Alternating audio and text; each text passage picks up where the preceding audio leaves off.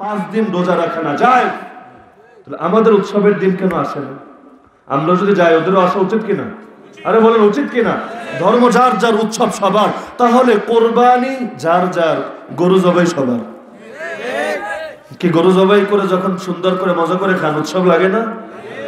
ছবিটা সুন্দর করে ধারণ করে রাখেন না গরু জবাইয়ের দৃশ্য, এটা তো আমাদের উৎসব। আসে না কেন? আসে তো নাই।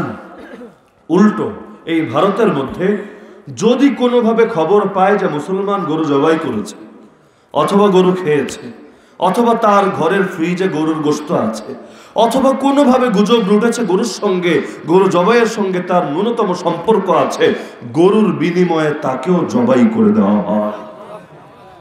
এটার নাম নিরপেক্ষতাবাদ, তাই না? আরে বলেন, এটার নাম নিরপেক্ষতা।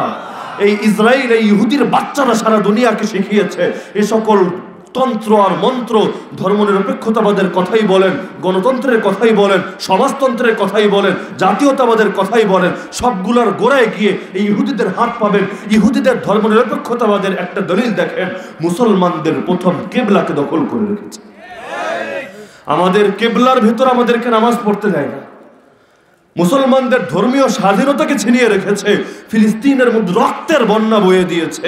এমনকি জারজ রাষ্ট্র হয়ে এখন নিজেদেরকে সার্বভৌম দাবি করার চেষ্টা করছে। কয়েকবার আগুন লাগিয়েছে ইতিমধ্যে মসজিদে আকসায়, আর এখন এসে ফাইনাল ডিসিশন নিয়েছে এটাকে ভেঙেই ফেলবে। এ জায়গায় সুলাইমানি টেম্পল বা মন্দির বানাবে, যেন দাজ্জাল এসে এখানে তার সিংহাসন বসিয়ে সারা দুনিয়ায় দাজ্জালি তথা ইহুদি রাজত্ব কায়েম করতে পারে। সারা দুনিয়ায় যারা ইহুদি রাজত্ব কায়েম করার স্বপ্ন দেখে, ওদেরকে নিরপেক্ষ বলা হয়? আরে বলে না কেন? আমরা ইসলামী শরিয়ার কথা বললে, দ্বীনের বিজয়ের কথা বললে আমাদেরকে বলা হয় সাম্প্রদায়িক। আমরা যদি সাম্প্রদায়িক হই, ওরা কি? আরে বলেন, ওরা কি? এই ভারত যে সারা দুনিয়ার মধ্যে উগ্র হিন্দুত্ববাদ প্রতিষ্ঠার স্বপ্ন দেখে, এমনকি বাংলাদেশের মতো স্বাধীন দেশে চট্টগ্রামে রাজপথের মধ্যে দিবালোকে বসে তারা কুরুক্ষেত্র যুদ্ধের হাতিয়ার গর্জে উঠে আর একবার এই স্লোগান দেয়, কুরুক্ষেত্র যুদ্ধ মানে হলো যে যুদ্ধের পর রামের বিজয় হয় এবং আল্লাহর পরাজয় হয়, দুনিয়ার মধ্যে রামের রাজত্ব কায়েম হয়, সেটার হাতিয়ার গর্জে ওঠার স্লোগান তারা এই স্বাধীন দেশের রাজপথে বসে দেয়। এটার নাম অসাম্প্রদায়িকতা। আরে বলে না? আমরা ওদের ভয়ে জিহাদের কথা ছেড়ে দিয়েছি, দ্বীনের বিজয়ের কথা ছেড়ে দিয়েছি, কোরআনের শাসনের কথা ছেড়ে দিয়েছি। ভয় লাগে। আজকাল আপনি বিশ্বাস করুন, এই শব্দগুলো শুনলে কাফেরদের কলিজায় যত বেশি আগুন জ্বলে, তার চাইতে আমার আপনার মুসলমান নামধারী অনেক ভাইয়ের কলিজায় চাইতে বেশি আগুন জ্বলে। আপনি কুফরি মতবাদ নিয়ে কথা বলবেন, প্রথমে ওরা আপনার দিকে তেড়ে আসবে। আপনি জিহাদ নিয়ে কথা বলবেন, ওরা আপনার টুটি চেপে ধরতে চাইবে। অথচ এখানে যেই সকল লোকেরা বসা আছে, আমার ধারণা অধিকাংশই হজ করেনি। যারা হজ করেনি এরা তো হজকে ঘৃণা করে, তাই না? হজকে ভয় করে, তাই না? আরে আমি বহুত মানুষকে জীবনে দেখেছি আল্লাহর কাছে এভাবে দোয়া করে, আয় আল্লাহ, মৃত্যুর আগে একটা বার হলেও তোমার ঘর জিয়ারতের তৌফিক দিও। আয় আল্লাহ, মৃত্যুর আগে একটা বার হলেও তোমার নবীর রওজা মোবারকে গিয়ে সালাত এবং সালাম পেশ করার তৌফিক দিও। তার মানে হজে যেতে না পারলেও হজকে ভালোবাসে। সে অসহায় হলেও মানুষের মধ্যে যাকাত দেওয়ার একটা স্বপ্ন দেখে। কোরবানির দিন তার সামর্থ্য নাই, গরু জবাই করতে পারে না, ভেতরে বেদনায় ভোগে, হায় আজকে যদি আমার সামর্থ্য থাকতো, আমিও যদি কোরবানি করতে পারতাম, আমার মনটা অনেক ভরে যেত, দ্বীনের বিধান পালন করার কারণে আমার অনেক ভালো লাগতো। কিন্তু আমি যদি জিজ্ঞেস করি, সারা জীবন একবারও জিহাদ না করতে পারার দুঃখে কারা দুঃখিত হয়েছিলেন, আল্লাহর কাছে কেঁদে কেঁদে দোয়া করেছিলেন, আয় আল্লাহ, যেমনি ভাবে হজের জন্য মনটা পাগল, একইভাবে জিহাদের জন্য তো মনটা পাগল।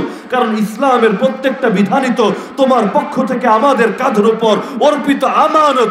আমানত, তোমার আমানতকে যদি হেফাজত না করতে পারি, নিজেদেরকে কোন মুখে তোমার বান্দা এবং গোলাম বলে পরিচয় দেয়? সেই গোলাম আবার কেমন গোলাম যে তার মনিবের আমানতকে রক্ষা করে না, বরং মনিব তাকে 10টা আমানত বুঝিয়ে দিয়েছে, সে 3টা নিয়ে সন্তুষ্ট, 7টাকে ছেড়ে দিয়েছে। কোন মুখে সে নিজেকে আল্লাহর গোলাম বা বান্দা বলে পরিচয় দেয়? সাহাবীদের মধ্যে কোরআনুল কারীমের বিভিন্ন পরিভাষা আছে। এর মধ্যে একটা পরিভাষার নাম হলো বাক্কাউন। বাক্কাউন বলা হয় সে সকল সাহাবীকে যাদের বর্ণনা কোরআনে এসেছে, যাদের বৈশিষ্ট্য ছিল জিহাদে যেতে না পারার দুঃখে তারা কাঁদতে কাঁদতে কাঁদতে অস্থির হয়ে থাকত। আল্লাহ কোরআনে বলেন, হে নবী, সে সকল সাহাবী, সে সকল মুসলমানকে আমি গুনাহগারদের কাতারে, মুনাফিকদের কাতারে অন্তর্ভুক্ত করব না, যারা তোমার কাছে জিহাদের স্বপ্ন নিয়ে এসেছিল, কিন্তু ওদের জিহাদে যাওয়ার জন্য ঘোড়াও নাই, তরবারিও নাই, কোনো সামানাও নাই, আর তোমারও ওই সামর্থ্য নাই যে তুমি এদের জন্য এই সামানগুলোর ব্যবস্থা করে দিবা। তারা তোমার কাছ থেকে এমন অবস্থায় ফিরে যায় যে তাদের দু চোখ বেয়ে পানি এমন ভাবে পড়তে থাকে যেন এটা কোনো ঝর্ণা। আল্লাহ বলেন, ওদেরকে আমি গুনাহ দিব না, কারণ ওরা বাক্কাউন, ওরা জিহাদের জন্য কাঁদতে কাঁদতে কাঁদতে অস্থির হয়ে থাকে। জীবনে কয়দিন হয়েছে আমার আপনার এমন বলেন দেখি? আরে কয়দিন হয়েছে বলেন? হাদিসের মধ্যে আছে, মান মাতা ওয়া লাম ইয়াগজু ওয়া লাম ইউহাদ্দিস নাফসাহু বিল গাজওয়ি, যে ব্যক্তি এমন অবস্থায় মৃত্যুবরণ করবে, জীবনে জিহাদও করেনি, অন্তরে জিহাদে যাওয়ার দৃঢ় সংকল্প ছিল না, মাতা আলা শুবাতিন মিনান নিফাক, সে এক প্রকার মুনাফিক হয়ে মারা যাবে। এখন আবার একদল দাঁড়িয়ে বলবে আমাদের নিয়ত আছে, দৃঢ় সংকল্প আছে। আল্লাহ বলবে তোরা মিথ্যুক, কারণ ওয়ালাউ আরাদুল খুরুজ লাআদ্দু লাহু উদ্দা, বাস্তবে যদি তোদের দৃঢ় সংকল্প থাকতো, কিছু না কিছু প্রস্তুতি তো তোদের দেখা যেত। কি এগুলোর কি আয়াত মনে হয় না? আল্লাহর নবী সহিহ হাদিসের উপর ঈমান নাই? যদি থাকে এই অবস্থা কেন? আরে জিহাদ করা যেমন ফরজ ইবাদত, জিহাদের দাওয়াত দেওয়া এবং বয়ান করাও ফরজ ইবাদত। যেই আয়াতে আল্লাহ জিহাদ করতে বলেছেন, একই আয়াতে জিহাদের বয়ান করার আদেশ দিয়েছেন। ইয়া আইয়ুহান নবী হাররিদুল মুমিনিনা আলাল কিতাল, হে নবী মুমিনদেরকে কিতালের উপর উৎসাহিত করুন। ফাকাতিল ফি সাবিলিল্লাহ, প্রথম আদেশ আল্লাহর পথে নিজে লড়াই করুন। লা তুকাল্লাফু ইল্লা নাফসাক, আপনি শুধু নিজের ব্যাপারে দায়িত্বশীল। হাররিদুল মুমিনিন, দ্বিতীয় আদেশ মুমিনদেরকে উৎসাহিত করুন, তাদের মধ্যেও বয়ান করতে থাকুন। আলহামদুলিল্লাহ নাহমাদুহু ওয়া নাস্তাঈনুহু ওয়া নাস্তাগফিরুহু ওয়া নু'মিনু বিহি ওয়া নাতাওয়াক্কালু আলাইহি ওয়া নাউযু বিল্লাহি মিন শুরুরি আনফুসিনা ومن سيئات أعمالنا من يهده الله فلا مضل له ومن يضلله فلا هادي له ونشهد أن لا إله إلا الله وحده لا شريك له لا وزير له ولا نظير له ولا مشير له ولا معين له ولا شبه له ولا شبيه له ولا مثيل له ولا مثال له ولا مثل له ولا أصل له ولا نسل له ولا كفؤ له ولا قبل له ولا بعد له ولا وقت له ولا زمان له ولا أول له ولا آخر له ولا بداية له ولا نهاية له ولا ضد له ولا ند له ولا حد له ونشهد أن سيدنا وسندنا وحبيبنا وحبيب ربنا وطبيبنا وطبيب قلوبنا ومولانا محمدا عبده تعالى ورسوله أرسله الله تعالى بالهدى ودين الحق بشيرا ونذيرا وداعيا إلى الله بإذنه وسراجا منيرا أما بعد فأعوذ بالله من الشيطان الرجيم بسم الله الرحمن الرحيم هو الذي أرسل رسوله بالهدى ودين الحق ليظهره على الدين كله ولو كره المشركون وقال النبي صلى الله تعالى عليه وسلم بعثت بين يدي الساعة بالسيف حتى يعبد الله وحده وقال صلى الله تعالى عليه وسلم وهل أنت إلا إصبع دميتي وفي سبيل الله ما لقيتي وقال أصحاب محمد صلى الله عليه وسلم نحن الذين بايعوا محمدا على الجهاد ما بقينا أبدا آمنت بالله صدق الله العلي العظيم وبلغنا رسوله النبي الكريم ونحن على ذلك لمن الشاهدين والشاكرين والعاقبة للمؤمنين والمتقين والمجاهدين والحمد لله رب العالمين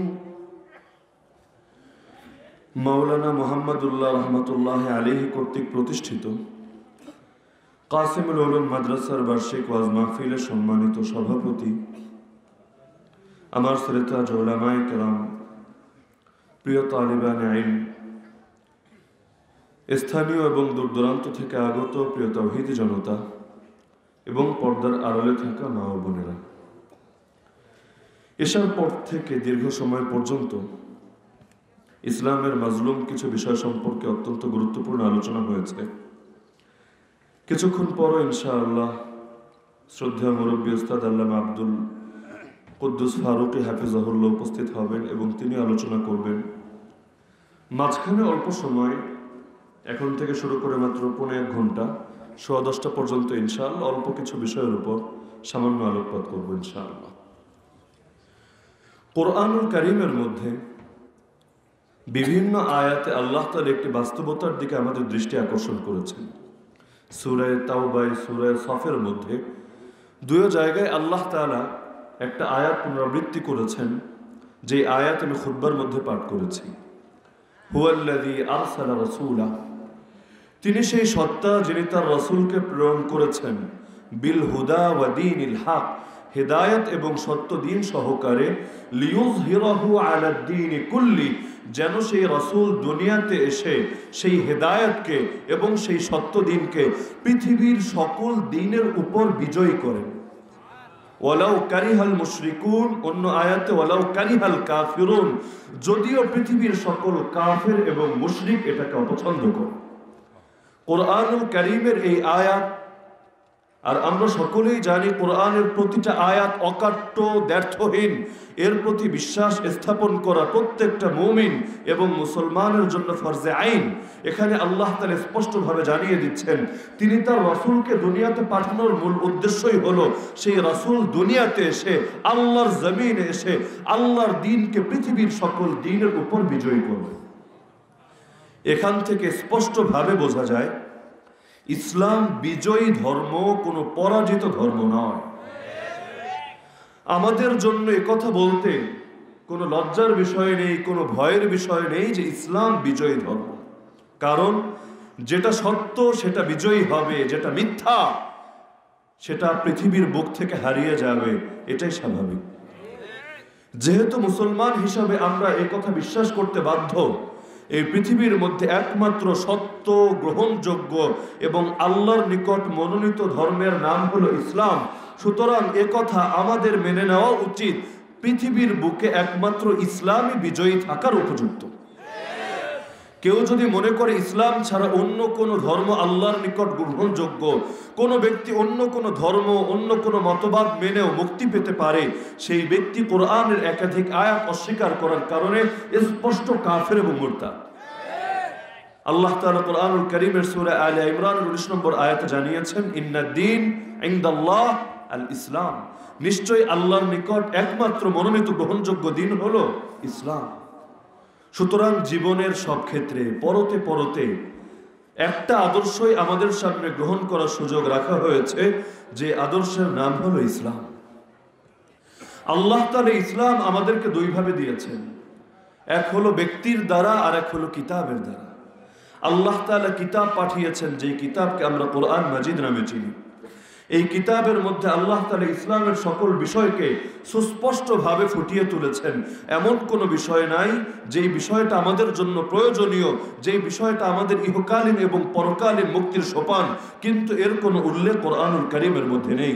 আল্লাহ তাআলা এই কোরআনুল কারীমকে আমাদের হেদায়েতের এক মাধ্যম বানিয়েছেন, আর এই কোরআনের জীবন্ত নমুনা, এই কোরআনের প্র্যাকটিক্যাল রূপ বানিয়েছেন একজন ব্যক্তিকে, যেই ব্যক্তি আল্লাহর পর সর্বশ্রেষ্ঠ, যেই মানুষটা সর্বশ্রেষ্ঠ মহামানব, সকল নবীদের সর্দার, যার নাম মুহাম্মদুর রাসূলুল্লাহ সাল্লাল্লাহু আলাইহি ওয়াসাল্লাম।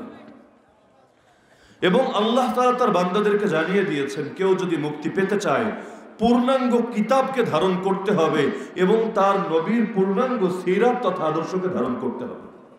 আংশিক ধরবে আর আংশিক ছাড়বে, যদি কারো চরিত্র এমন হয়, সেই ব্যক্তি না কিতাবের উপর ঈমানদার বলে বিবেচিত হবে, না নবীর আদর্শের অনুসারী বলে সাব্যস্ত হবে। ফুকাহায়ে কেরাম বা মুহাদ্দিসিনে আযম ইসলামের বিভিন্ন বিধানের গুরুত্ব দিতে গিয়ে কোন কোন বিধানকেই সিরাত বলে উল্লেখ করেছে।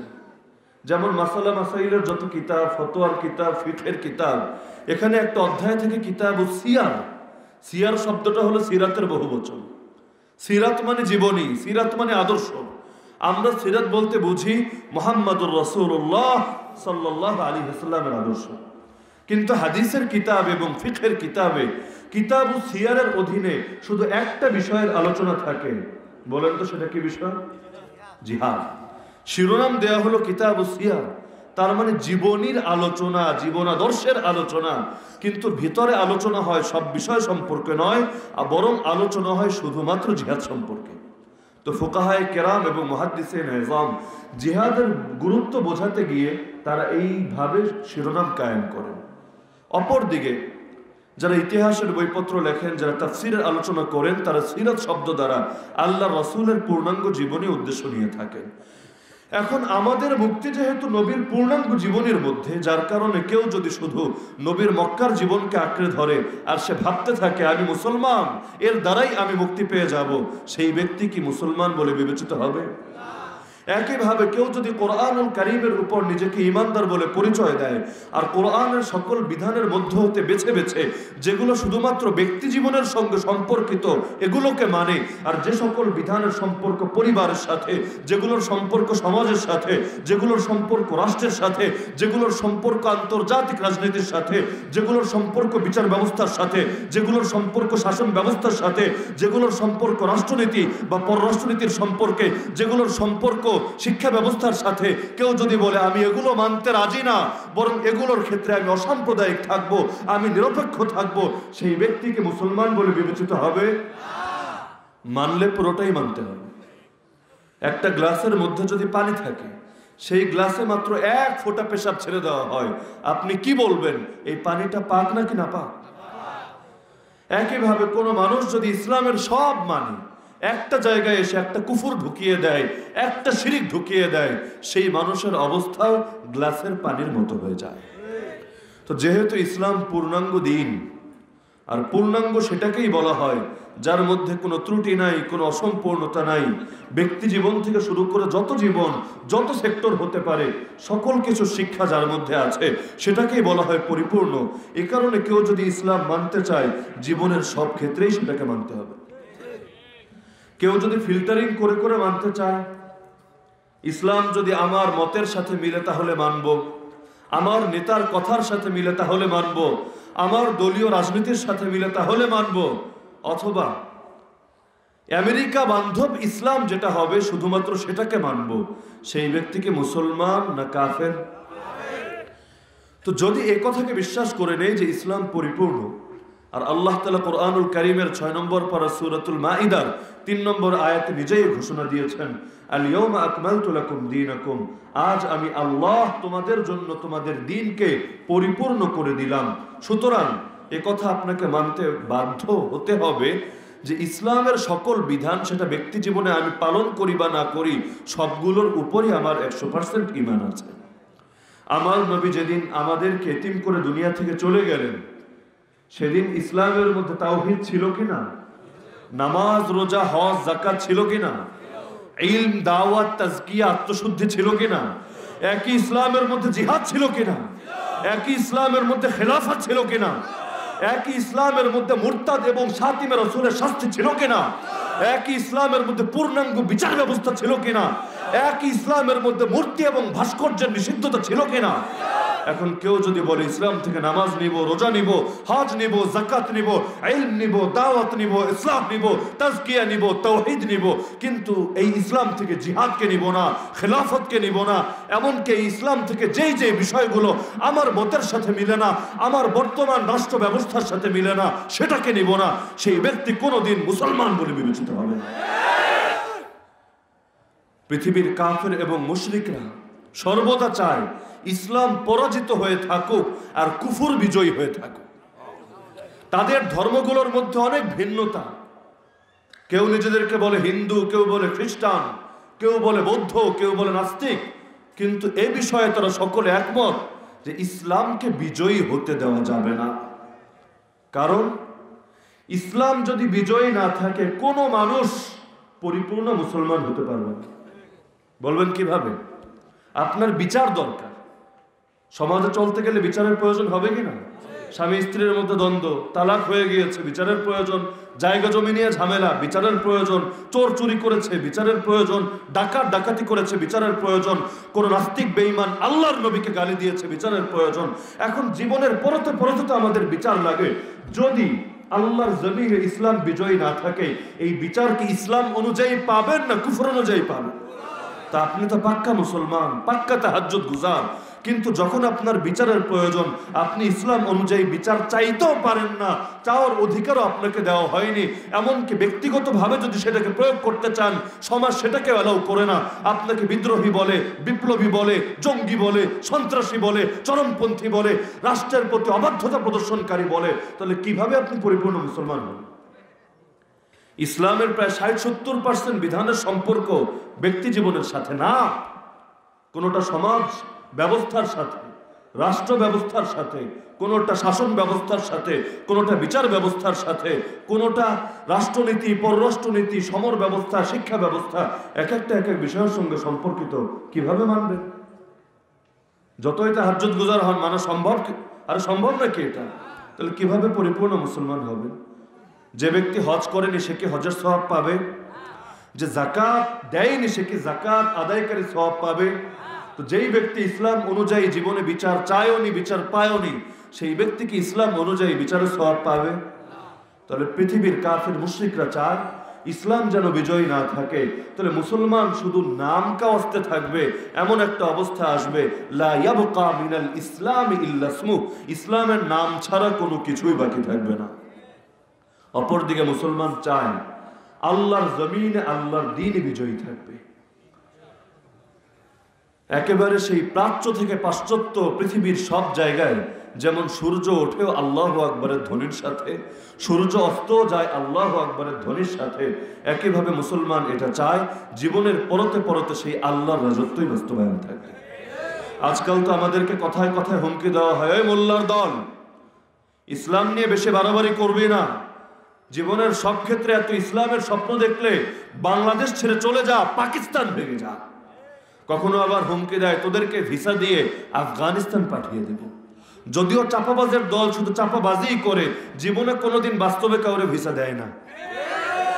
যাদেরকে বলেছে তোদেরকে ভিসা দিয়ে পাঠিয়ে দিব আফগানিস্তানে, কয়েকদিন আগে আমাদের শেখ মুর্শিদ আল্লামা জুনায়েদ বাবুনগরীর উদ্দেশ্যে এই কথা বলা হয়েছে, এই জুনায়েদ বাবুনগরী তোমাকে ভিসা দিয়ে আফগানিস্তান পাঠিয়ে দেওয়া হবে। প্রায় 1 মাস চলে যাচ্ছে, এখনো ভিসা আসে। আর আপনার কি মনে হয় কিয়ামতের আগে ভিসা আসবে? এমনকি এম্বাসিতে গিয়ে যদি অ্যাপ্লাই করে তারপরে ভিসা দেবে? চাপাবাজের দল শুধু চাপাবাজিই করতে পারে, বাস্তবে এটাকে প্রয়োগ করতে পারে না। কিন্তু তাদের এই কথার দ্বারা তাদের একটা আকীদা স্পষ্ট হয়ে যায়। তারা বলতে চায় বাংলাদেশে আল্লাহর রাজত্ব চলবে না। আল্লাহর রাজত্ব চলবে পাকিস্তানে, আল্লাহর রাজত্ব চলবে আফগানিস্তানে, ভারতে আর বাংলাদেশে চলবে অন্য কারো রাজত্ব। তাহলে সেটা কে? আমি আপনাদেরকে জিজ্ঞেস করি, বাংলাদেশের মালিক কে? ভারতের মালিক কে? সৌদি আরবের মালিক কে? আমেরিকার মালিক কে? পৃথিবীর প্রতিটা ইঞ্চি ইঞ্চি মাটির মালিক কে? যদি পৃথিবীর প্রতিটা ইঞ্চি ইঞ্চি মাটির মালিক আল্লাহ হয়ে থাকেন, আল্লাহর কথা যেমনি ভাবে বাংলাদেশে বলা যাবে, একই ভাবে ভারতেও বলা যাবে। যেমনি ভাবে কাবার ছাদে দাঁড়িয়ে আল্লাহর দ্বীনের কথা বলা যাবে, একই ভাবে হোয়াইট হাউসের ছাদে দাঁড়িয়েও তো সেই আল্লাহর কথাই বলা যাবে। এই ভাগ করার অধিকার তো আল্লাহ কাউকে দেননি যে আল্লাহর কথা শুধু সৌদিতে চলবে, আমেরিকায় চলবে না, পাকিস্তানে চলবে, ভারতে চলবে না। এই ভাগ করার অধিকার আল্লাহ কাউকে দেননি। ওরা স্বপ্ন দেখতে পারে, বিভিন্ন সময় স্বপ্নের কথা প্রকাশও করতে পারে। বাংলাদেশ, ভারত, পাকিস্তান এবং মিয়ানমার সবগুলোকে মিলিয়ে একটা অখণ্ড রাজ্য তৈরি করবে, যে রাজ্যের নাম হবে রাম রাজ্য। যেখানে রামের রাজত্ব কায়েম হবে, আল্লাহর রাজত্ব বরবাদ হবে। কিন্তু ওরা যতই স্বপ্নের নামে দুঃস্বপ্ন দেখুক না কেন, মুসলমান হাদিসের আলোকে এই কথার উপর ঈমান রাখে, কিয়ামতের আগে শুধু হিন্দুস্তান, পাকিস্তান, বাংলাদেশই না, গোটা পৃথিবীটাই অখণ্ড হবে এবং সারা পৃথিবীতে এক আল্লাহর রাজত্ব কায়েম হবে। যেদিন দাজ্জাল ধ্বংস হবে, এরপর পৃথিবীর আর কোনো কুফরের পরাশক্তি থাকবে? যেদিন দাজ্জাল ধ্বংস হবে, এরপর জিহাদেরও আর প্রয়োজন থাকবে না। কারণ জিহাদ হলো ফিতনা নির্মূলের জন্য, জিহাদ হলো কুফরকে দমানোর জন্য। পৃথিবীতে যদি ফিতনাই না থাকে, জিহাদের কোনো প্রয়োজন নেই। আজকাল তো জিহাদকেই চালানো হয় ফিতনার নামে, অথচ জিহাদ নেই বলেই সমাজে এত ফিতনা। আল্লাহর জমিনে এখন আল্লাহর কথা বলা যায় না। আল্লাহর জমিনে চারিদিকে শুধু শিরকের ছড়াছড়ি, আল্লাহর জমিনে তাগুতের রাজত্ব। আল্লাহর বান্দা থেকে, জমিন থেকে বের হতে বলা হচ্ছে। এগুলো সব হলো জিহাদ না থাকার কুফর। অন্যথায় রোহিঙ্গারাও একটা জাতি, আফগানিরাও একটা জাতি, জাতি হিসাবে উভয়টাই বরাবর। এদেরকেও আল্লাহ বানিয়েছেন যে জিনিস থেকে, ওদেরকেও বানিয়েছেন একই জিনিস থেকে, কিন্তু আসমান আর জমিনের পার্থক্য। এক জাতি এতটা সম্মানিত, আমেরিকা পর্যন্ত এখন তার সম্মান দেয়। যে আমেরিকা এসেছিল 5 দিনের মধ্যে ওদেরকে ধুলোর সাথে মিশিয়ে দেব, এই মোল্লা ওসামারে আমাদের হাতে দিবি না, জোর করে ছিনিয়ে আনবো, তোদের সবগুলো মোল্লারে একেবারে কুপিয়ে বরবাদ করে দিব। সেই আমেরিকা 19 বছর পর বলে, সরি, আমরা বিশাল ভুল করে ফেলেছি, এই ভুলের মাসুল দেওয়া আমাদের পক্ষে সম্ভব না। 2020 সালের 29 ফেব্রুয়ারি চুক্তি করে নিজেরাই বের হয়ে যায়, লেজ গুটিয়ে পালায়। হোয়াইট হাউস থেকে বিবৃতি আসে, বিবিসি নিউজ আবার এটা রিপোর্ট করে। আমেরিকা বলে, সরি, আমাদের ভুল হয়েছে, আমরা ভেবেছিলাম ওরা জঙ্গি, এতদিন পর আমরা বুঝতে পেরেছি আসলে ওরা জঙ্গি না, ওরা সশস্ত্র স্বাধীনতাকামী বিপ্লবী। বাংলায় বলে মাইরের নাম বাবাজি, মাইরের উপর কোনো ওষুধ নাই। এতদিন পর্যন্ত লড়াই করেছে, নিজেদের সর্বাত্মক প্রচেষ্টা করেছে, কিন্তু সব চেষ্টা যখন ব্যর্থ হয়ে গিয়েছে, তারা বুঝতে পেরেছে আমাদের যতই পাওয়ার থাকুক না কেন, আল্লাহর পাওয়ারের চাইতে কারো পাওয়ার বেশি না। তখন ঠিকই নিজেদের আসল দুর্বলতা স্বীকার করে নিয়েছে। অন্যথায় পৃথিবী সাক্ষী, যেই ফেরাউন নিজেকে রব দাবি করেছিল, সেই ফেরাউন একটা কোলের বাচ্চার ভয়ে থরথর করে কেঁপে উঠেছে। মুসা আলাইহিস সালাম এখনো দুনিয়াতে আসেননি, মায়ের পেটে আছেন। ফেরাউন ফরমান জারি করে দিল, এই বছর যতগুলো ছেলে সন্তান জন্মাবে, জন্মগ্রহণ করতে দেরি, কোপাতে যেন দেরি না হয়। কেন রে ফেরাউন, এত ডর কিসের তোর? তুই না সব রবের চাইতে বড় রব। আনা রব্বুকুমুল আলা, গর্বের সাথে বলে, আমার আগে অনেক লিলিপুট সাইজের রব এসেছে, আমাকে এত ছোট মোটো রব ভাবিস না, পাটি রব আমাকে ভাবিস না, আমি সব রবের চাইতে বড় রব। তা যদি তুই সব রবের চাইতে বড় রব হস, মুসার উদ্দেশ্যে বলে, মুসা ময়দানে আয়, খেলা হবে। কিন্তু এই কথা না বলে, ছোট বাচ্চা দুনিয়াতে এখনো আসেনি, তার ব্যাপারে ফরমান জারি করে দিল, দুনিয়াতে আসতে দেরি, কোপাতে যেন দেরি না হয়। তার মানে পৃথিবীর তাগুত যত বড় গলায় কথা বলুক না কেন, প্রকৃত তাওহীদবাদী বান্দাদেরকে তারা জমের চাইতেও বেশি ভয় করে। এর সবচাইতে বড় প্রমাণ আমরা ফিরাউনের মধ্যে দেখতে পাই। ফিরাউন বলে, ইন্না হাউলাই লাশিরদিমাতুন কলিলুন ওয়া ইন্নাহুম লানা লাগাইজুন ওয়া ইন্না লাজামিউন হাদিরুন। এরা হচ্ছে ক্ষুদ্র দল। এই মূসা এবং তার অনুসারী মুসলমানরা ক্ষুদ্র দল, এরা গুরাবা, কিন্তু এরা আমাদের মেজাজ একেবারে ক্রোধান্বিত করে রেখেছে। আমরা এদের ব্যাপারে 24 আওয়ার সতর্ক আছি। তো যদি তুমি খোদাই হও, তোমার হাতে জীবন মরণই থাকে, এত ডর কিসেদের? 24 আওয়ার্স এদের ব্যাপারে তোমার সতর্ক থাকা লাগে আর সবকিছু মনিটরিং করা লাগে। আজকাল দেখেন না, ওয়াজ মাহফিল নিয়ে অনেকের খুব ভয়। কে নাই এরকম লোক? আরে আছে কিনা এরকম লোক? আল্লাহ কোরআনে নিজে বলেন, ওয়াকালাল্লাযীনা কাফারু, পৃথিবীর কাফেররা, যারা কাফের ধর্মের অনুসারী, তারা যারা কুফরি মতবাদ মতাদর্শ তন্ত্র মন্ত্র অবলম্বন করে রাখে, তারা নিজেদের মধ্যে বলা বলি করে, লা তাসমাউ লিহাদাল কুরআন, তোমরা এই কোরআন শুনো না, ওয়ালগাউ ফি, কোরআনের মজলিসে হট্টগোল করবা, তার মানে কোরআনের মজলিসে গিয়ে গন্ডগোল লাগাবা, নিজেরা কোরআন শুনবাও না, মানুষকে কোরআন শুনতেও দিবা না, তোমরা মানুষকে গুনবীর বয়ান শুনতে দিবা না, ফারুকের বয়ান শুনতে দিবা না, লাআল্লাকুম তাগলিবুন, তাহলে জমিনে তোমাদের প্রভাব জয়ী থাকবে। কেন রে বয়ান শুনলে এত ডর কিসে? তুইও এক বয়ান দে, ওলামারও এক বয়ান দে, তারপর দেখা যাবে মানুষ কার দিকে যায়। বাস্তবতা তো এটাই। ময়দানেই না আসল বীর যেই ব্যক্তি, তার বাহু বল কতটুকু, এটা পরীক্ষা তো হয় ময়দান। ফেরাউন যদি এত পাওয়ারফুল হয়, ফেরাউন বলবে মুসা আগে বড় হ, তারপর ময়দানে আয়, আয় কুস্তি লড়ি, তারপর দেখা যাবে কত ধানে কত চাল। কিন্তু দেখা যাচ্ছে ফেরাউন নিরীহ মুসার পেছনে ছুটছে, যে মুসার সঙ্গে কিছু নও-মুসলিম মাত্র, যারা একেবারেই দুর্বল, সমাজের অল্প মুষ্টিমেয় কিছু লোক, এদের পেছনে ছুটছে, কিন্তু তাও একাকি যাওয়ার সাহস করছে না। নিজেরা দাবি করে রব, কিন্তু পেছনে হাজার হাজার সদস্যের সেনাবাহিনী নিয়ে পেছনে ছুটছে। আজকাল অনেকে হুমকি দেয় না, ধরে ঘাড় মটকে দেব, ধরে হাত ভেঙে দেব, কেটে বঙ্গোপসাগরে ভাসিয়ে দেব, মেরে বুড়িগঙ্গায় তোদের লাশ ফেলে দেব, কিন্তু একটারাও দেখবেন না বাহিনী সারা সামনে আসে। কিরে এত পাওয়ার থাকলে সামনে আয়, তারপর দেখা যাবে কে কাকে বুড়িগঙ্গায় ফেলে।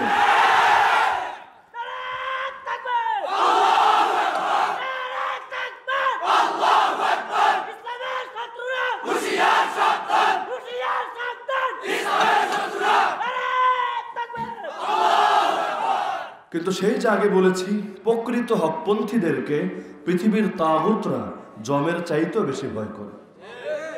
ওরা নিজেদেরকে রয়্যাল বেঙ্গল টাইগার হিসেবে উপস্থাপন করে, সর্বযুগের মালাউন দেয়, কিন্তু বাস্তবতা হলো ওরা শিয়ালের চাইতেও বেশি বিরূপ। এর উদাহরণ একমাত্র ফেরাউন না, নমরুদের দিকে তাকান। সেই সমাজে একমাত্র হকপন্থীর নাম নবী ইব্রাহিম আলাইহিস সালাম, আমাদের জাতির পিতা, যার নামটা উচ্চারণ করলেও বুকটা গর্বে ভরে আসে। কেন? কারণ আমরা সবাই নবীর সন্তান, আমাদের দেহে নবীদের রক্ত প্রবহমান। আমাদের আদি পিতার নাম কি বলেন দেখি? আরে বলেন, আদি পিতার নাম কি? নাকি ডারউইনের মতো বলবেন আমাদের আদি পিতার নাম বান্দর? এটা কেউ বিশ্বাস করেন নাকি? আছেন এখানে বান্দরের পোলামাইয়া কেউ আছে এখানে? তা আমরা সবাই কার সন্তান? আমাদের জাতির পিতার নাম কি? আমাদের আদি পিতাও নবী, আমাদের জাতির পিতাও নবী, তাহলে আমরা তো নবীর সন্তান। যদি নবীর সন্তানই হয়ে থাকি, প্রকৃত সন্তান তো সেই ব্যক্তি যে বাপের আদর্শকে ধরে রাখে। সকল নবীর আদর্শ ছিল তাওহীদ। আমরাও যদি তাদের যোগ্য উত্তরসূরি বলে নিজেদেরকে পরিচয় দেই, যোগ্য সন্তান বলে পরিচয় দেই, আমাদের আদর্শও হবে তাওহীদ। নবীরা যেমন তাওহীদের জন্য হাসি মুখে আগুনে পড়েছেন, হাসি মুখে নিজের ছেলের গলায় ছুরি চালিয়েছেন, হাসি মুখে সমুদ্রে ঝাঁপ দিয়েছেন, হাসি মুখে করাতের আঘাতে দ্বিখণ্ডিত হয়েছেন, একইভাবে আমরাও এই তাওহীদের জন্য দুনিয়ার সব কুরবান করতে রাজি। কারণ বাপের আদর্শ তো ধরে রাখতে হবে, অন্যথায় তো চেতনা ব্যবসায়ী হয়ে যাবে। আজকাল সবকিছু নিয়ে চেতনা ব্যবসা চলে না। আসলে উদ্দেশ্য বাস্তবতা উন্মোচন করা না। উদাহরণস্বরূপ, সব নাস্তিকরা একটা কমন শিরোনাম ব্যবহার করে, যে শিরোনামের নাম হলো স্বাধীনতার চেতনা, মুক্তিযুদ্ধের চেতনা। অথচ বর্তমান বাংলাদেশে এখনো বহু বহু মুক্তিযোদ্ধা জীবিত আছে, সব কবরে যায়নি। এখন থেকে 50 বছর পর হয়তো কেউ থাকবে না, কিন্তু এখনো পর্যন্ত বহু জীবিত আছে কিনা? আরে নাই আপনাদের এলাকায়? আপনি আজকে দরকার হলে সফর শুরু করেন, বাংলাদেশের সব মুক্তিযোদ্ধার কাছে যাবেন, গিয়ে জিজ্ঞেস করবেন, চাচাজি আপনি যে ৭১-এ মুক্তিযুদ্ধ করলেন কিসের জন্য, সত্য করে বলেন। আপনি কি নাস্তিকতা প্রতিষ্ঠার জন্য করেছিলেন? আপনি কি ইসলামকে দেশ থেকে ভাগানোর জন্য করেছিলেন? আপনি কি দুনিয়ার বুকে ধর্ম নিরপেক্ষতাবাদ প্রতিষ্ঠার জন্য করেছিলেন, নাকি শুধু জালিমের জুলুম থেকে বাঁচার জন্য অস্ত্র হাতে নিয়ে ময়দানে নেমেছিলেন? কি মনে হয় উত্তর কি আসবে? আরে বলেন উত্তর কি আসবে? নামই তো দেওয়া হয়েছে মুক্তিযুদ্ধ, তার মানে এই যুদ্ধটা ছিল মূলত জালেমের জুলুম থেকে মুক্ত হওয়ার জন্য। তাহলে নাস্তিকতা আসলো কোত্থেকে, গণতন্ত্র আসলো কোত্থেকে, ধর্ম নিরপেক্ষতাবাদ আসলো কোত্থেকে, সমাজতন্ত্র আসলো কোত্থেকে? তারা নিজেদের বুকে রক্ত দিয়েছে জালিমের জুলুম থেকে বাঁচার জন্য, জাতিকে বাঁচানোর জন্য।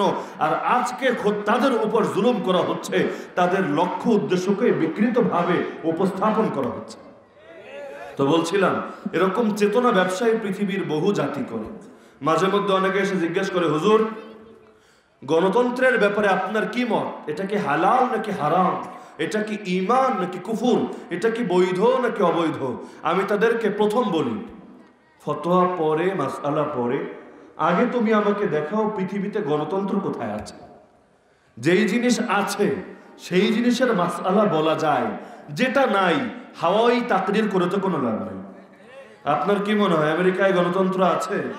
ভারতে গণতন্ত্র আছে? বাংলাদেশে গণতন্ত্র আছে? যদি নাই থাকে মাসআলার দরকার আছে নাকি? আরে বলে না, যেই জিনিস আছে এটার মাসআলা বলেই তো শেষ করতে পারি না, যেটা নাই এটা তো হিসাবের বাইরে। বলবেন হুজুর নাই কেমনে? ওরা তো সারা জীবন গণতন্ত্রের কথা বলে, ধর্ম নিরপেক্ষতাবাদের কথা বলে। তাকান ভারতের দিকে, একদিকে নিজেদেরকে বলবে আমরা গণতন্ত্র এবং ধর্ম নিরপেক্ষতাবাদের রোল মডেল, আদর্শ, গোটা পৃথিবীর উচিত আমাদের থেকে ডেমোক্রেসি এবং সেকুলারিজমের শিক্ষা নেওয়া। আরেকদিকে মালাউন ভারতকে দেখবেন মুসলমানের মসজিদ ভেঙে সেখানে মন্দির বানায়। যদি তারা নিরপেক্ষই হয়, নিরপেক্ষতার দাবি হলো মুসলমান মসজিদে আল্লাহর ইবাদত করবে, হিন্দু মন্দিরের মধ্যে মূর্তির পূজা করবে, এটার নামই তো নিরপেক্ষতা। হিন্দু তার পূজার মধ্যে উৎসব করবে, মুসলমান কোরবানির দিন গরু জবাই করবে, এটার নামই তো নিরপেক্ষতা। কিন্তু তারা এমন নিরপেক্ষতা প্রদর্শন করেছে, বাবরি মসজিদ, আরে আমরা মুসলমানরা বিশ্বাস করি মসজিদ আমাদের ঘর না, মসজিদ কার ঘর? আরে বলে না কার ঘর? সেই আল্লাহর ঘরকে ভেঙে সেখানে মূর্তি বসানো হয়, সেখানে মন্দির বানানো হয়। এর চাইতে বড় পক্ষাবলম্বন এবং সাম্প্রদায়িকতা আর কি হতে পারে? নিজেদেরকে বলবে আমরা অসাম্প্রদায়িক, কিন্তু সবচেয়ে বেশি সাম্প্রদায়িকতা প্রকাশ করবে তারা। এটার নাম যদি চেতনা ব্যবসা না হয়, তাহলে চেতনা ব্যবসা কোনটা আমাকে শিখিয়ে দিন। বহু মসজিদ শহীদ করেছে তারা, যদিও শহীদের শাহাদাত দেখে একদিকে আমাদের মনে কষ্ট লাগে, আর একদিকে ভেতরে আশার আলো জেগে ওঠে। কারণ যেই জমিনে শহীদের রক্ত পড়ে সেই জমিনে ইসলাম জিন্দা হয়ে যায়। এ কারণে কবি বলেন, ইসলাম জিন্দা হোতা হয় হর কারবালা কে বাদ। কারবালার ময়দানে যখন হুসাইনের রক্ত ঝরে, সেই রক্তের মধ্য দিয়ে ইয়াজিদের পতনের ফয়সালাও লেখা হয়ে যায়। শহীদের রক্ত আল্লাহ কখনো বৃথা দিতে দেন না। এক শহীদ মরে, দুনিয়া থেকে যায়, হাজারো লক্ষ কোটি মুজাহিদকে জাগিয়ে দিয়ে যায়। ওরা পৃথিবীর মধ্যে দেখেন না নির্যাতন যত বাড়াচ্ছে, মুসলমানদের জন্য পৃথিবীকে যত সংকীর্ণ বানাতে চাচ্ছে, তাওহীদের আগুন তত বেশি বাড়ছে। এখন ওদের দেশে ইসলাম গ্রহণ করার হাত ঠেকাতে পারে না। দলে দলে দলে মানুষ ইসলাম গ্রহণ করছে, আর ওদের ভাষায় সব জঙ্গি হয়ে যাচ্ছে। আজকাল তো জানেনি জঙ্গি কারে কয়? 2 দিন পর পর ইন্ডিকেটর বলে, মুখের মধ্যে দাড়ি রাখা, আগে দাড়ি ছিল না, হঠাৎ করে বড় দাড়ি রাখা, সুন্নতি লেবাস পরা, টাকনুর নিচে কাপড় পরা, বিভিন্ন কুফুরকে কুফুর বলা, শিরিককে শিরিক বলা, বিভিন্ন পৌত্তলিকতা এবং অপসংস্কৃতিকে বর্জন করা, বিশুদ্ধ উচ্চারণে আসসালামু আলাইকুম বা আল্লাহ হাফেজ বলা, কথায় কথায় আরবি শব্দ উচ্চারণ করা, যেমন জাযাকাল্লাহ, মাশা আল্লাহ, আলহামদুলিল্লাহ, এগুলো নাকি জঙ্গি হওয়ার আলামত। যার কারণে এখানে যারা উপস্থিত হয়েছেন সবার প্রতি আমার অনুরোধ থাকবে, যেই শব্দগুলো অস্পষ্ট, অস্পষ্ট শব্দের উপর মত প্রদান করার ব্যাপারে সতর্ক থাকবেন। জঙ্গি কাকে বলে আগে জিজ্ঞেস করবেন।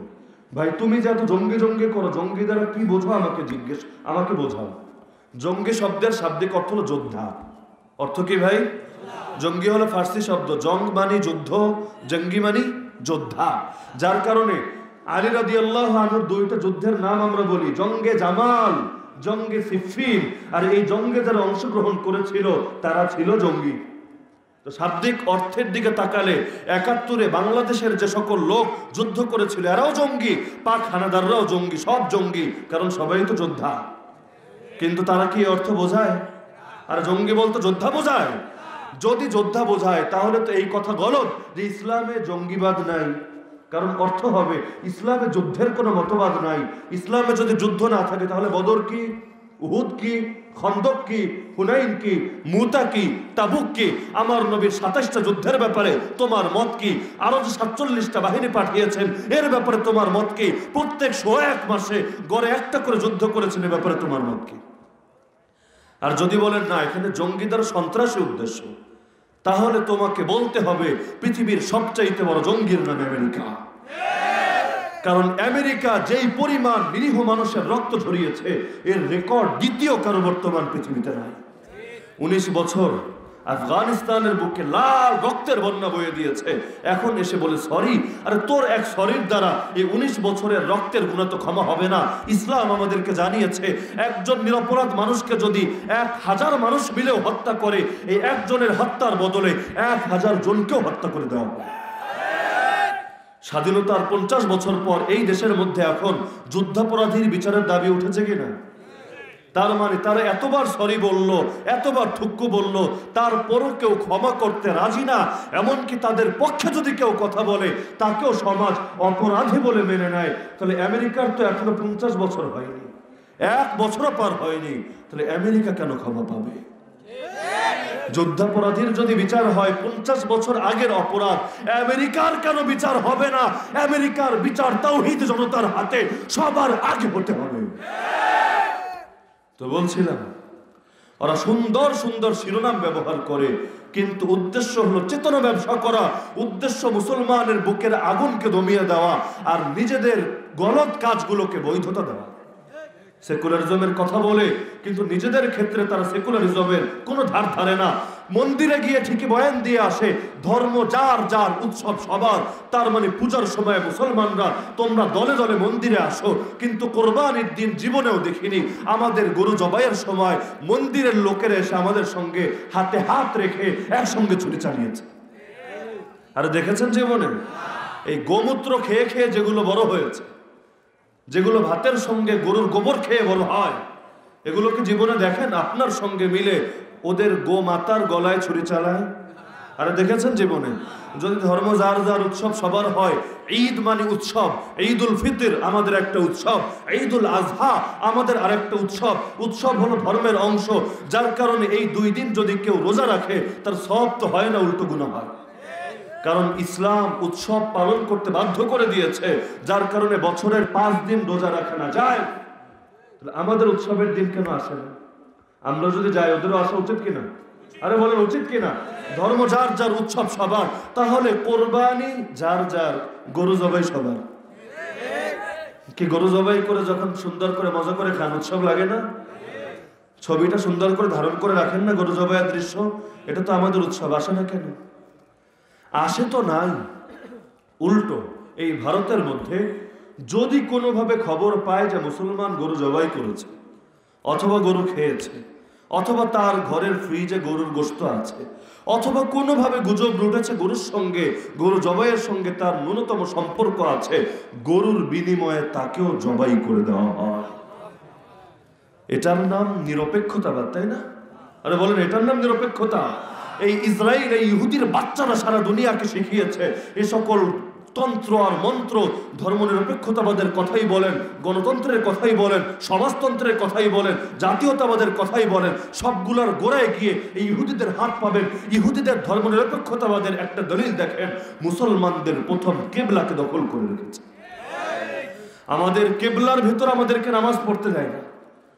মুসলমানদের ধর্মীয় স্বাধীনতাকে ছিনিয়ে রেখেছে, ফিলিস্তিনের মধ্যে রক্তের বন্যা বয়ে দিয়েছে, এমনকি জারজ রাষ্ট্র হয়ে এখন নিজেদেরকে সার্বভৌম দাবি করার চেষ্টা করছে। কয়েকবার আগুন লাগিয়েছে ইতিমধ্যে মসজিদে আকসায়, আর এখন এসে ফাইনাল ডিসিশন নিয়েছে এটাকে ভেঙেই ফেলবে। এ জায়গায় সুলাইমানি টেম্পল বা মন্দির বানাবে, যেন দাজ্জাল এসে এখানে তার সিংহাসন বসিয়ে সারা দুনিয়ায় দাজ্জালি তথা ইহুদি রাজত্ব কায়েম করতে পারে। সারা দুনিয়ায় যারা ইহুদি রাজত্ব কায়েম করার স্বপ্ন দেখে ওদেরকে নিরপেক্ষ বলা হয়? আরে বলে না কেন? আমরা ইসলামী শরিয়ার কথা বললে, দ্বীনের বিজয়ের কথা বললে আমাদেরকে বলা হয় সাম্প্রদায়িক। আমরা যদি সাম্প্রদায়িক হই, ওরা কি?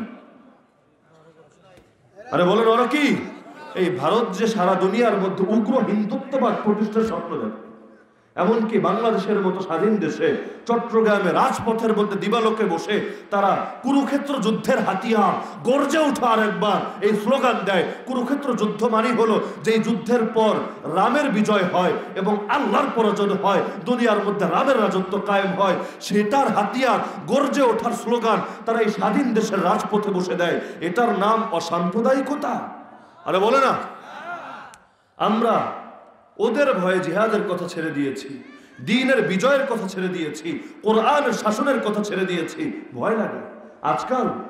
আপনি বিশ্বাস করুন, এই শব্দগুলো শুনলে কাফেরদের কলিজায় যত বেশি আগুন জ্বলে, তার চাইতে আমার আপনার মুসলমান নামধারী অনেক ভাইয়ের কলিজায় চাইতে বেশি আগুন জ্বলে। আপনি কুফরি মতবাদ নিয়ে কথা বলবেন, প্রথমে ওরা আপনার দিকে তেড়ে আসবে। আপনি জিহাদ নিয়ে কথা বলবেন, ওরা আপনার টুটি চেপে ধরতে চাইবে। অথচ এখানে যেই সকল লোকেরা বসা আছে, আমার ধারণা অধিকাংশই হজ করেনি। যারা হজ করেনি এরা তো হজকে ঘৃণা করে, তাই না? হজকে ভয় করে, তাই না? আরে আমি বহুত মানুষকে জীবনে দেখেছি আল্লাহর কাছে এভাবে দোয়া করে, আয় আল্লাহ, মৃত্যুর আগে একটা বার হলেও তোমার ঘর জিয়ারতের তৌফিক দিও। আয় আল্লাহ, মৃত্যুর আগে একটা বার হলেও তোমার নবীর রওজা মোবারকে গিয়ে সালাত এবং সালাম পেশ করার তৌফিক দিও। তার মানে হজে যেতে না পারলেও হজকে ভালোবাসে। সে অসহায় হলেও মানুষের মধ্যে যাকাত দেওয়ার একটা স্বপ্ন দেখে। কোরবানির দিন তার সামর্থ্য নাই, গরু জবাই করতে পারে না, ভেতরে বেদনায় ভোগে, হায় আজকে যদি আমার সামর্থ্য থাকতো, আমিও যদি কোরবানি করতে পারতাম, আমার মনটা অনেক ভরে যেত, দ্বীনের বিধান পালন করার কারণে আমার অনেক ভালো লাগতো। কিন্তু আমি যদি জিজ্ঞেস করি সারা জীবন একবারও জিহাদ না করতে পারার দুঃখে কারা দুঃখিত হয়েছিলেন, আল্লাহর কাছে কেঁদে কেঁদে দোয়া করেছিলেন, আয় আল্লাহ, যেমনি ভাবে হজের জন্য মনটা পাগল, একইভাবে জিহাদের জন্য তো মনটা পাগল। কারণ ইসলামের প্রত্যেকটা বিধানই তো তোমার পক্ষ থেকে আমাদের কাঁধের উপর অর্পিত আমানত। আমানত, তোমার আমানতকে যদি হেফাজত না করতে পারি, নিজেদেরকে কোন মুখে তোমার বান্দা এবং গোলাম বলে পরিচয় দিই? সেই গোলাম আবার কেমন গোলাম যে তার মনিবের আমানতকে রক্ষা করে না, বরং মনিব তাকে 10টা আমানত বুঝিয়ে দিয়েছে, সে 3টা নিয়ে সন্তুষ্ট আর 7টাকে ছেড়ে দিয়েছে। কোন মুখে সে নিজেকে আল্লাহর গোলাম বা বান্দা বলে পরিচয় দেয়? সাহাবীদের মধ্যে কোরআনুল কারীমের বিভিন্ন পরিভাষা আছে, এর মধ্যে একটা পরিভাষার নাম হলো বাক্কাউন। বাক্কাউন বলা হয় সে সকল সাহাবীকে যাদের বর্ণনা কোরআনে এসেছে, যাদের বৈশিষ্ট্য ছিল জিহাদে যেতে না পারার দুঃখে তারা কাঁদতে কাঁদতে কাঁদতে অস্থির হয়ে থাকত। আল্লাহ কোরআনে বলেন, হে নবী, সে সকল সাহাবী, সে সকল মুসলমানকে আমি গুনাহগারদের কাতারে, মুনাফিকদের কাতারে অন্তর্ভুক্ত করব না, যারা তোমার কাছে জিহাদের স্বপ্ন নিয়ে এসেছিল, কিন্তু ওদের জিহাদে যাওয়ার জন্য ঘোড়াও নাই, তরবারিও নাই, কোনো সামানাও নাই, আর তোমার ওই সামর্থ্য নাই যে তুমি এদের জন্য এই সামানগুলোর ব্যবস্থা করে দিবা। তারা তোমার কাছ থেকে এমন অবস্থায় ফিরে যায় যে তাদের দু চোখ বেয়ে পানি এমন ভাবে পড়তে থাকে যেন এটা কোনো ঝর্ণা। আল্লাহ বলেন, ওদেরকে আমি গুনাহ দিব না, কারণ ওরা বাক্কাউন, ওরা জিহাদের জন্য কাঁদতে কাঁদতে কাঁদতে অস্থির হয়ে থাকে। জীবনে কয়দিন হয়েছে আমার আপনার এমন বলেন দেখি? আরে কয়দিন হয়েছে বলেন? হাদিসের মধ্যে আছে, মান মাতা ওয়া লাম ইয়াগজু ওয়া লাম ইউহাদ্দিস নাফসাহু বিল গাজওয়ি, যে ব্যক্তি এমন অবস্থায় মৃত্যুবরণ করবে, জীবনে জিহাদও করেনি, অন্তরে জিহাদে যাওয়ার দৃঢ় সংকল্প ছিল না, মাতা আলা শুবাতিন মিনান নিফাক, সে এক প্রকার মুনাফিক হয়ে মারা যাবে। এখন আবার একদল দাঁড়িয়ে বলবে আমাদের নিয়ত আছে, দৃঢ় সংকল্প আছে। আল্লাহ বলবে তোরা মিথ্যুক, কারণ ওয়ালাউ আরাদুল খুরুজ লাআদ্দু লাহু উদ্দা, বাস্তবে যদি তোদের দৃঢ় সংকল্প থাকতো কিছু না কিছু প্রস্তুতি তো তোদের দেখা যেত। কি এগুলোর কি আয়াত মনে হয় না?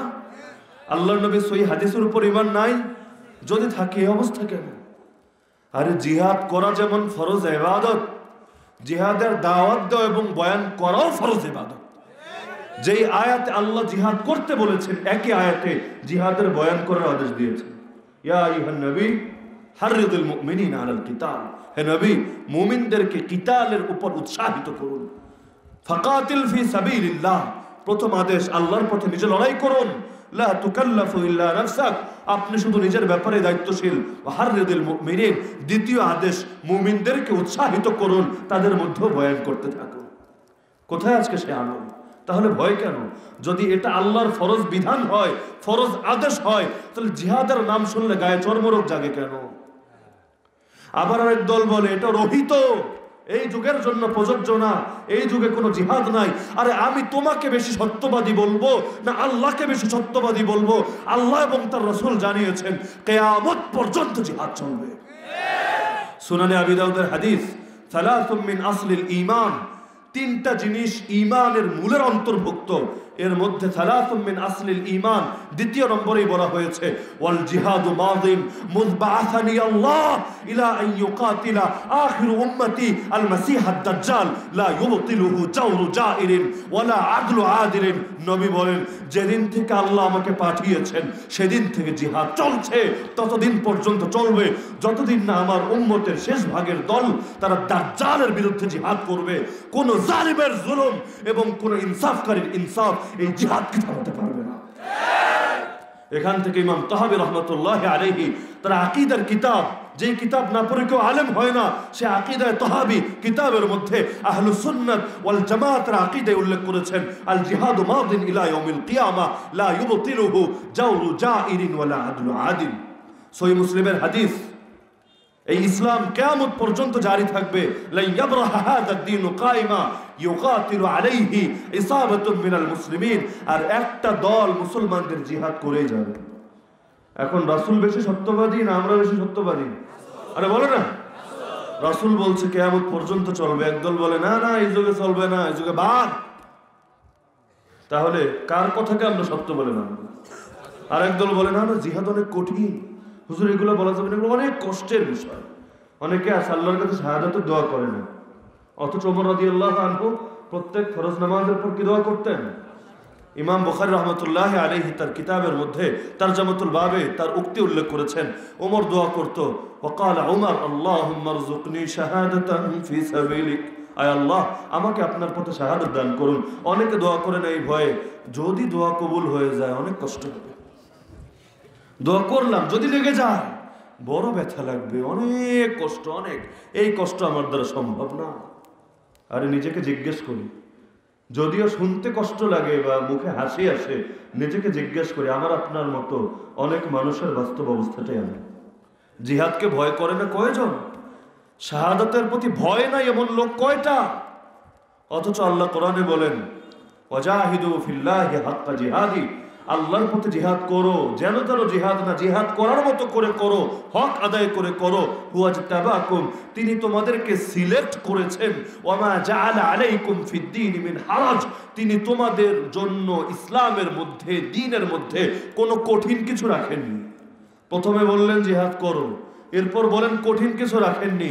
এখন আমি আপনাকে জিজ্ঞেস করি আল্লাহ কি বলতে চান? জিহাদ সহজ নাকি কঠিন? আপনি বলবেন হুজুর যুক্তিতে ধরে না, জিহাদ তো কঠিন, অনেক কঠিন। অথচ কোরআনে আল্লাহ বলেন কঠিন কিছু নাই।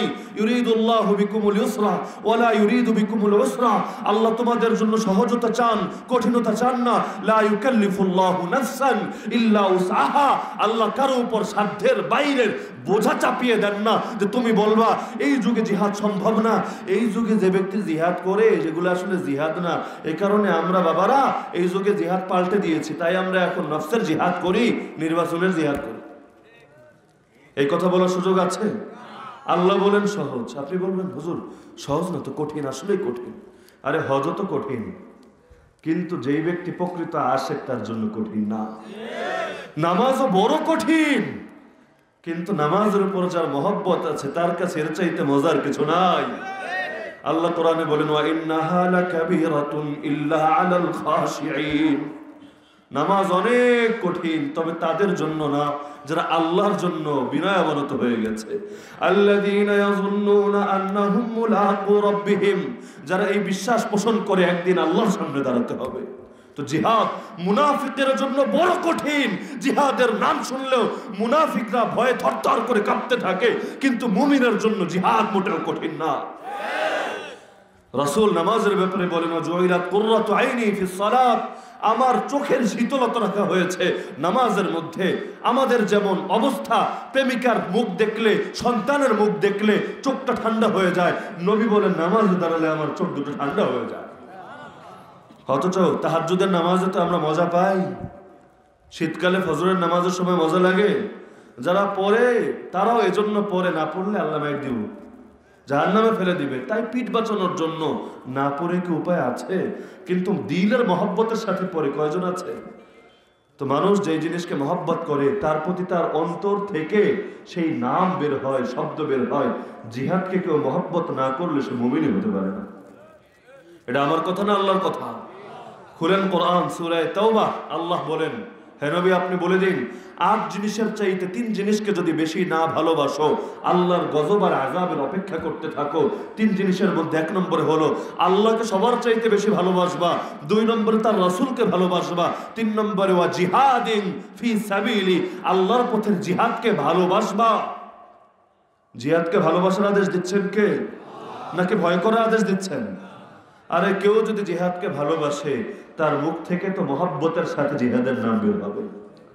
পৃথিবীর কাফেররা যতই হুমকি দেখ না কেন, সে তো সাবিলুনা সাবিলুনা আল জিহাদ বলেই যাবে। আমার নবী জিহাদকে যদি ভালো না বাসতেন 27 বার ময়দানে ছুটে যেতেন। আমার নবীর আঙ্গুল যখন কেটে ফেলা হয়েছে, আঙ্গুলের দিকে তাকিয়ে বলেন, ওয়াহাল আনতি ইল্লা ইসবাম দামিতি, আরে তুই তো একটা আঙ্গুল, কি হয়েছে? খালি রক্ত বের হয়েছে? ওয়াফি সাবিলিল্লাহি মা লাকিতি, যা হয়েছে আল্লাহর পথে হয়েছে, ভয়ের কিছু নাই। সাহাবীকে শহীদ করে দেওয়া হবে, কবিতা আবৃত্তি করছেন, আগে 2 রাকাত নামাজ পড়লেন, নামাজ শেষ করে বললেন, যদি এই ভয় না থাকতো যে তোরা বলবি মৃত্যুর ভয়ে আমি নামাজ পড়ে পড়ে দেরি করছি, তাহলে আমি নামাজটা আরো লম্বা করতাম। তোদের কথার ভয়ে নামাজটা আপাতত শর্ট করলাম। এরপর কবিতা শুরু করলেন, ফালাস্তু বালি হিনা উক্তালু মুসলিমা আলা আই জামবিন কানা লিল্লাহি মাসরাই ওয়া যালিকা ফি যাতিল ইলাহি ওয়া ইয়াশা ইউবারিক আলা আওসালি শিলুন মুমাজ্জাই। আমার জীবন যদি আল্লাহর জন্য কোরবান হয়, আমার কোনো পরোয়া নাই। আমাকে মেরে অঙ্গ প্রত্যঙ্গ কোথায় টুকরা টুকরা করে ফেলে রাখা হলো, আল্লাহর জন্য যদি জীবন কোরবান হয়, আল্লাহ টুকরা টুকরা গোশতের উপর বরকতের ধারা নাযিল করে দিবেন। তো প্রকৃত মুমিন নারীর জন্য পাগল হয় না, গাড়ির জন্য পাগল হয় না, বাড়ির জন্য পাগল হয় না, শাহাদাতের জন্য পাগল হয়। আমার নবী আল্লাহর কাছে কোনোদিন এই দোয়া করেনি, আল্লাহ নামাজে মরণ দিও, আয় আল্লাহ হজে মরণ দিও, আয় আল্লাহ বাইতুল্লাহর মধ্যে মরণ দিও, কিন্তু এই দোয়া করেছে আল্লাহ শাহাদাতের মরণ দিও। লাওয়াদিতু আন উক্তালা ফি সাবিলিল্লাহ, আয় আল্লাহ আমার বড় ইচ্ছা হয় আমার যেন তোমার পথে শহীদ করা হয়, এরপর আবার জীবিত করা হয়, আবার শহীদ করা হয়, আবার জীবিত করা হয়, আবার শহীদ করা হয়, আবার জীবিত করা হয়, আবার শহীদ করা হয়।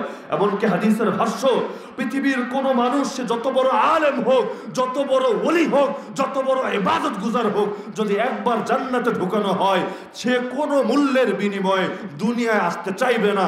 এমনকি যদি তাকে অফার দেওয়া হয় সারা দুনিয়ার রাজা বানিয়ে দিব তোকে, তারপরও আসতে চাইবে না, ইল্লা শহীদ, তবে শহীদ আল্লাহর কাছে একবার না 10 বার দুনিয়ায় ফিরে আসার তামান্না ব্যক্ত করবে। এমনকি পৃথিবীর সবাই জান্নাতে যাবে কিয়ামতের দিন হিসাব নিকাশ দেওয়ার পর। আর শহীদের ব্যাপারে হাদিসে আছে, রক্তের প্রথম ফোঁটা মাটিতে পড়ার আগে আল্লাহ তার সব গুনাহ ক্ষমা করে দেয়, তার মৃত্যু যন্ত্রণা হয় না। জান্নাতে যাওয়ার সবচেয়ে সংক্ষিপ্ততম পথ, আল্লাহ তার প্রাণটাকে সঙ্গে সঙ্গে নিয়ে জান্নাতের একটা সবুজ পাখির ভেতর ঢুকিয়ে দিয়ে বলেন, যা যা জান্নাতে বিচরণ করতে থাক, আর যা ইচ্ছা নিয়ামত ভোগ করতে থাক। আল্লাহ কোরআনে বলে, হে আমার বান্দারা, ওয়ালা তাকুলু লিমান ইউকতালু ফি সাবিলিল্লাহি আমওয়াত, যাদেরকে আমার পথে শহীদ করা হয়, খবরদার ওদেরকে মৃত বলবা না। ওরা মৃত না, ওরা অমর। বাল হুম আহইয়া, ওরা সবাই জীবিত। শুধু জীবিতই না, ইনদা রাব্বিহিম ইউরযাকুন, রবের কাছে তাদেরকে রিজিক দেওয়া হচ্ছে। ফারিহিনা বিমা আতাহুমুল্লাহু মিন ফাদলি, আল্লাহ তাদেরকে যা দিয়েছেন নিজ অনুগ্রহ, এটা পেয়ে তারা খুব খুশি। দুনিয়ার সবাই, যত বড় আলেম হোক আর ওলি হোক, কবরের মধ্যে নতুন জামাইয়ের মতো আরামে ঘুমায়, আর শহীদ আল্লাহর কাছে রিজিক ভোগ করতে থাকে। শুধু তাই না, ওয়াস্তাবশিরুনা বিল্লাযীনা লাম ইয়ালহাকু বিহিম মিন খালফিহিম আল্লা খাউফুন আলাইহিম ওয়ালা হুম ইয়াহজানুন, যাদের কপালে এখনো শাহাদাতের সৌভাগ্য জোটেনি, তাদেরকে ওরা সুসংবাদ শোনায় সেই জান্নাত থেকে। হে আমার ভাইয়েরা, হে আমার বাপেরা, তোমরা শোনো, আল্লাহ খাউফুন আলাইহিম, তোমাদের কোনো ভয় নাই, ওয়ালা হুম ইয়াহজানুন, তোমাদের কোনো দুঃখ নাই। শাহাদাতের পথ ভয়ের পথ না, শাহাদাতের পথ দুঃখের পথ না। একদিকে তারা আমাদেরকে ডাকে, আরেকদিকে আমরা তাদের থেকে ভাগি। অথচ মানুষ যদি শহীদের মর্যাদা বুঝতে পারত, পাগল হয়ে এর দিকে ছুটতে থাকতো। শহীদকে শাহাদাতের পর গোসল দেওয়া যায় না, গোসল ছাড়া রক্ত মাখা কাফনেই তাকে দাফন দেওয়া হয়। কারণ হাদিসে আছে, কিয়ামতের দিন শেষে রক্ত মাখা কাফন নিয়ে উঠবে। লাউনুহু লাউনু জাফরান ওয়া রিহুহু রিহুল মিস্ক, তার রক্তের রং হবে জাফরানের মতো সুন্দর, আর তার রক্তের গন্ধ হবে মিশকে আম্বরের মতো সুগন্ধিময়। আল্লাহর কাছে চাওয়ার মতো যদি কিছু থাকে, পাগল হওয়ার মতো যদি কিছু থাকে, সেই জিনিসের নামই হলো শাহাদাত। তো বলছিলাম, পৃথিবীর কাফের মুশরিকরা আমাদেরকে ইসলাম বিজয়ের স্বপ্ন থেকে দূরে সরিয়ে দিতে চায়। যেই জিনিসগুলো ছিল ইসলামের মূল, যেগুলো ছাড়া ইসলাম আল্লাহর জমিনে কায়েম করে যায় না, সেই বিধানগুলোর ব্যাপারে এত বেশি ত্রাস ছড়িয়ে দেয় যে এখন মুসলমান পর্যন্ত সেই বিধানগুলোকে ভয় করে। এটাই এই যুগের সবচেয়ে বড় দুঃখের কথা। এই সারা দুনিয়ার 150 কোটি আর 200 কোটি মুসলমান যদি ইসলামের কোনো বিধানের ব্যাপারে ভয় না করত, সবগুলো বিধানের ব্যাপারে নিঃসংকোচে সাহসের সঙ্গে কথা বলতো, তাহলে এই পৃথিবীতে কোনো কাফের আর মুশরিকের এই শক্তি নাই যে আল্লাহর বাহিনীকে পরাজিত করত। কারণ আমার আল্লাহর শক্তি বেশি না আমেরিকার শক্তি বেশি? আল্লাহর শক্তি বেশি না ইসরায়েল, ভারত আর চীনের শক্তি বেশি? যদি আল্লাহর শক্তি সবার চাইতে বেশি হয়, আমার আল্লাহ মুজাহিদদেরকে সরাসরি সাহায্য করেন। ওয়ালা ইয়ানসুরান্নাল্লাহু মাইয়ানসুরু, আল্লাহ কসম খেয়ে বলছেন, যারা তাকে সাহায্য করে আল্লাহ নিজে তাদেরকে সাহায্য করেন, আর আল্লাহ যাকে সাহায্য করেন তাকে পরাজিত করার ক্ষমতা কারো নাই। তারপর কেন আমাদের এই অবস্থা? জবাব একটা, ইদা তারাকতুমুল জিহাদ সাল্লাতাল্লাহু আলাইকুম দুল্লাহ। হাদিসে 4টা কারণ বলা হয়েছে। ইদা তাবায়াতুম বিল আইনাহ, যখন সুদি ব্যবসা করবা, ওয়া রাদিতুম বিযরাই, খেত খাবার নিয়ে মন খুশি, ওয়া আখাযতুম আযনাবাল বাকার, গরুর লেজ ধরে পড়ে থাকবা, দুনিয়া নিয়ে পড়ে থাকবা, ওয়া তারাকতুমুল জিহাদ, আর দুনিয়ার স্বপ্নে জিহাদকে ছেড়ে দিবা, সাল্লাতাল্লাহু আলাইকুম দুল্লাহ, আল্লাহ তোমাদের উপর নিজে লাঞ্ছনা চাপিয়ে দিবেন। লা ইয়ানজিউহু, এই লাঞ্ছনা তুলে নিবেন না, হাত্তা তারজিউ ইলা দীনিকুম, যতদিন না জিহাদের পথে ফিরে আসবা। এই রোহিঙ্গা জাতি ততদিন পর্যন্ত ইজ্জত ফিরে পাবে না যতদিন না জিহাদের পথে ফিরে আসবে। যেমন আফগানিরা ছিল, যার কারণে আল্লাহ এই যুগেও আফগানিদের সম্মান দেখিয়ে দিয়েছেন, যে আফগানিদেরকে এমন সম্মানিত বানিয়েছেন, দুনিয়ার যেই পরশক্তি তাদের কাছে আসে না কেন, যাওয়ার সময় নিজের সতরের লঙ্গিটা পর্যন্ত নিয়ে যেতে পারে না। সোভিয়েত ইউনিয়ন এসেছিল, রাশিয়া এসেছিল, ভেঙে খান খান টুকরা টুকরা হয়ে গেছে। আমেরিকা এসেছিল, জবানউদ্দার নয় বরং প্রতারক এবং গাদ্দারদের সঙ্গে কিয়ামতের দিন হাসর করাবে। যার কারণে যতই কঠিনতা আসুক না কেন, আরে প্রকৃত মুমিন তো সে বিপদে পড়লেও যার ঈমানের পাওয়ার বাড়তে থাকে। লঞ্চে উঠেছেন, ঝড় উঠেছে সমুদ্রে, মুখ থেকে কার নাম বের হবে? রামের নাম, কৃষ্ণের নাম, আর কার নাম? সন্তান এমন রোগে আক্রান্ত হয়েছে, ডাক্তাররাও আশা ছেড়ে দিয়েছে, সেই সময় বসে বসে কারে ডাকবেন? একইভাবে পৃথিবীর তাগুতরা আমাদের জন্য ইসলামটাকে যতই কঠিন করতে চায়, ওরা যত প্রেসার দেবে, আমরা তত আগে বাড়বো। আর যেই বিধানের কথা বললে ওদের বেশি কষ্ট লাগে, সেই বিধানের কথা আমরা আরো বেশি বলবো, আমরা ওদের কলিজায় আগুন জ্বালিয়ে দেব।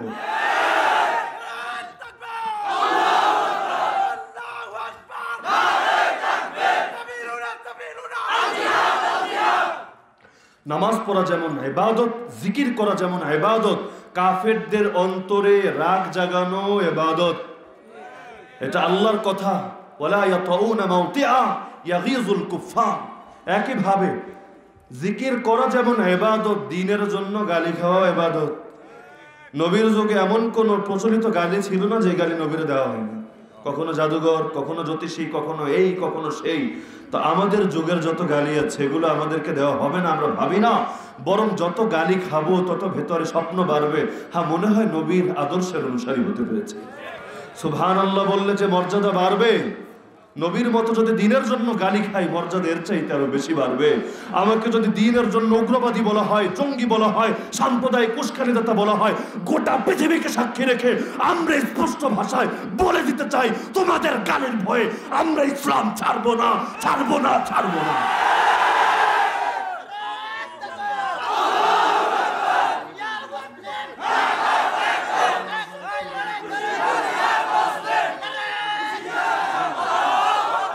এই পৃথিবীর মালাউন কাফেররা, তোদের চোখে জিহাদ যদি জঙ্গিবাদ হয়, তোদেরকে সাক্ষী রেখে বলতে চাই, প্রত্যেকটা মুসলিম জঙ্গি হওয়ার স্বপ্ন দেখে। যার কারণ যা ইচ্ছা বল, যা ইচ্ছা কর। আমার নবীকে ইসলামের দাওয়াত শুরু করার পর একটা দিনের জন্য শান্তি দেওয়া হয়নি। আমরাও দুনিয়ায় শান্তির স্বপ্ন দেখি না। আর দুনিয়া সিজনুল মুমিন, দুনিয়া তো মুমিনের জন্য জেলখানা, জেলখানায় কেউ শান্তির স্বপ্ন দেখে না। ইমাম ইবনে তাইমিয়া রাহমাতুল্লাহি আলাইহি বলতেন, আমার দুশমন আমার কি ক্ষতি করবে, আমার আসল সুখ তো আমার হৃদয়ে, ওরা আমার কোথায় নেবে? জেলখানায় নিলেও তো আমি জান্নাতে বিচরণ করি, কুয়ায় ফেলে রাখলেও জান্নাতে বিচরণ করি। যেই সুখ আল্লাহ মুজাহিদের অন্তরে দান করেন, তার দ্বীনের দায়ীদের অন্তরে দান করেন, সেই সুখ ট্রাম্প হোয়াইট হাউসে বসে পাবে কিভাবে? তার যে কথাগুলো আলোচনা হলো, আল্লাহ তাআলা আমাদের সবাইকে এই কথাগুলো সঠিকভাবে জানার, বোঝার এবং আমল করার তৌফিক দান করুন। ওয়া মা আলাইনা ইল্লাল বালাগুল মুবিন।